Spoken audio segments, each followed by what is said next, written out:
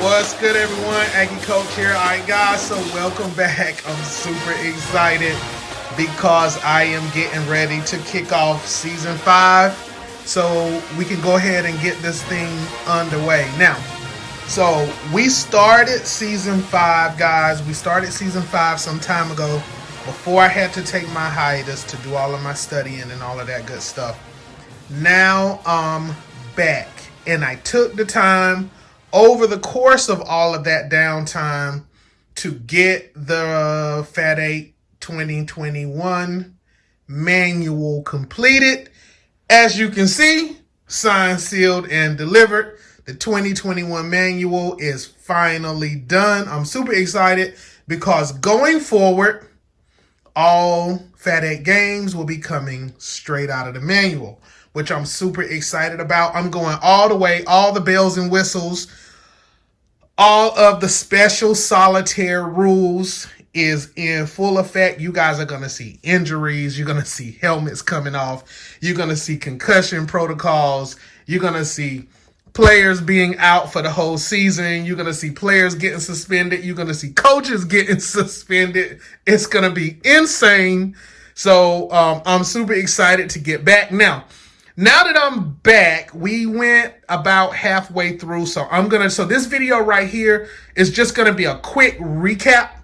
You guys can go back and watch those videos. I'm going to just update you guys on where we currently are. I stopped about midway week 1. So we finished a bunch of games in week 1. So this video is going to be short. The goal is to just get you all caught up so you know where we are, okay?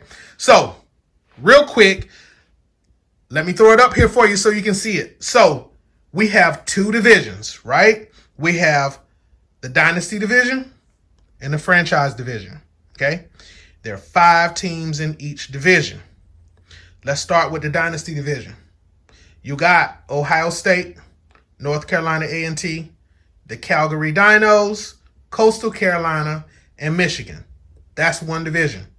Over in the Franchise division, you got Clemson, Central Arkansas, North Carolina Central, Georgia, and Navy. Okay? Those are the 2 divisions. Those division games are conference games, right? Now, each team has out of conference games as well. And in the FAT8 conference, the out of conference games weigh heavily because we have program requirements for each team within the division. I will show you guys what the program report card looks like in another video because it's going to just take too much time. But I want you to see because this weighs heavily on a team's performance. So it's not just the team having to win games. Each program, right? Each program has program requirements in order to stay in that division. So an out-of-conference team like North Carolina, Penn State, Florida A&M, Alabama, Boston College, East Carolina, Jackson State, Appalachian State, all of these other teams, South Carolina State, Army, Air Force, all of these other teams are out of conference teams. They're not in conference teams, but they all have program requirements, right? And so when an in-conference team doesn't meet its program requirements over the course of 3 seasons, when it doesn't meet its program requirements, the FAT8 commissioner will boot them out of the conference, and one of the non-conference teams that has been meeting their program requirements and has been beating the conference teams has an opportunity to put in a bid to become a conference team. That's how that works, okay? So, look, I'm going all out with this thing, guys. So, now, let's go down to the standings so I can get you guys caught up on where we are, then I'm going to stop this video. Okay, so on the Dynasty side, we only had one week 1 game, okay? Ohio State took on Michigan. Ohio State won that game 30-27, okay? That puts Michigan at the bottom of the Dynasty division right now, Okay. It's going to depend on what the points for and how the points for and the points against goes, because we still have 3 teams in the Dynasty division that hasn't played, right? So North Carolina A&T will be playing against Coastal Carolina. That's a conference game for them, for both of those teams, right?